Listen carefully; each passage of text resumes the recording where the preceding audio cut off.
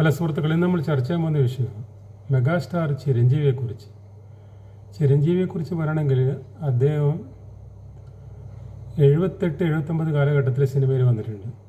ഇന്ന് നമ്മൾക്ക് ഇവിടെ മമ്മൂട്ടി മോഹൻലാലിൻ്റെ വലിയ കാര്യം പോലെ പറഞ്ഞ ആൾക്കാർ 45 വർഷമായി അവർ നിലനിൽക്കുന്ന സൂപ്പർ സ്റ്റാറായിട്ട്.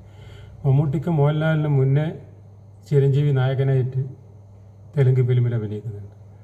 ഇന്നും ചിരഞ്ജീവിക്ക് മെഗാസ്റ്റാർ അതേ സ്റ്റാർ വാല്യൂ തന്നെ ഉണ്ട്. ഇവിടെ മമ്മൂട്ടിക്ക് മോഹൻലാലിന് സ്റ്റാർ വാല്യൂ ഇല്ലല്ലോ. അപ്പോൾ ഈ ചിരഞ്ജീവി അതേപോലെ തന്നെ ചിരഞ്ജീവിനേക്കാളും വലിയ നടൻ തെലുങ്ക് നാട്ടിലില്ല. ചിരഞ്ജീവിയെക്കുറിച്ച് പറയണമെങ്കിൽ ചിരഞ്ജീവിൻ്റെ ഞാൻ ആദ്യമായിട്ടൊരു പടം കാണുന്നത് കാളി എന്നുള്ള പടത്തിലാണ്, രജനീകാന്തിൻ്റെ. അത് കാളി തമിഴിലും തെലുങ്കിലും എടുത്തിന്. അത് വിശേഷമാണ്. തമിഴിൽ വിജയകുമാർ ചെയ്ത റോളാണ് തെലുങ്കിൽ ചിരഞ്ജീവി. അപ്പോൾ അത് ചിരഞ്ജീവി ഒരു നെഗറ്റീവ് റോളാണ്, പക്ഷേ പിന്നീട് നന്നാകുന്നു. ആ തുടക്കത്തിൽ നെഗറ്റീവ് ടച്ചാണ്, എന്നാലും രജനീകാന്തായിട്ടുള്ള ഫൈറ്റിലെല്ലാം തുല്യ ഇതാണ്. അതായത് ചിരഞ്ജീവി തോൽക്കുന്നൊന്നുമില്ല, രണ്ടാളും ഒരേ ഡ്രോ ആണ് ഫൈറ്റെല്ലാം.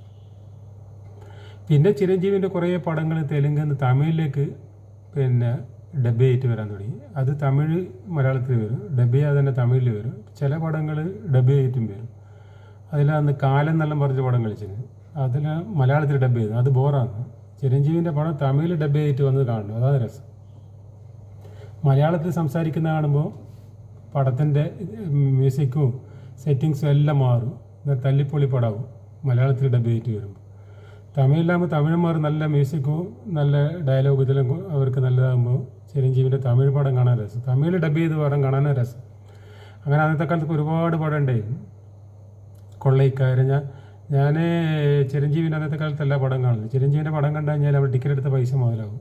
ഒന്നാമത് ഡാൻസ്, ഫൈറ്റ്, അഭിനയം എല്ലാം ഉണ്ടല്ലോ ചിരഞ്ജീവിക്ക്. ചിരഞ്ജീവി ശരിയായ മെഗാസ്റ്റാറാണ്. അല്ലാണ്ട് ഇവിടെ മമ്മൂട്ടിനെ മെഗാസ്റ്റാർ എന്ന് വിളിക്കുന്ന പോലെയല്ല. മമ്മൂട്ടിനെ മെഗാസ്റ്റാർ വിളിച്ച് കൈയും കാലും പൊന്താത്ത മമ്മൂട്ടിനെ മെഗാസ്റ്റാർ എന്നിട്ട് വിളിക്കും. അവിടെ ചിരഞ്ജീവി അങ്ങനെയല്ല, ഭയങ്കര ഫൈറ്റ് സീനിൽ ഭയങ്കരമാണല്ലോ.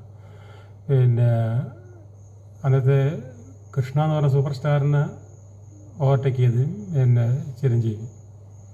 കൃഷ്ണയായിരുന്നു അതുവരെ അവിടെ സൂപ്പർ സ്റ്റാർ. NT രാമറാവു ആണ് അടുത്ത ഏറ്റവും വലിയ നാട്. NT രാമറാവു അവിടുത്തെ വടവൃക്ഷം. പിന്നെ അത് കഴിഞ്ഞാൽ നാഗേശ്വറാവു, അത് കഴിഞ്ഞാൽ കൃഷ്ണ കഴിഞ്ഞാൽ ചിരഞ്ജീവി. പിന്നീട് ചിരഞ്ജീവി കൃഷ്ണയെ ഓവർടേക്ക് ചെയ്ത്. കൃഷ്ണ പിന്നെ കുറച്ച് ഏജ് ഓവറായാലും പടം മതിയായി. ചിരഞ്ജീവി ഇന്നും നിലനിൽക്കും. ചിരഞ്ജീവി ചില പടങ്ങൾ നിർമ്മിക്കലുണ്ട്. ഒരു പടം നിർമ്മിച്ച് കമലഹാസനായിട്ട് അഭിനയിപ്പിച്ചതാണ്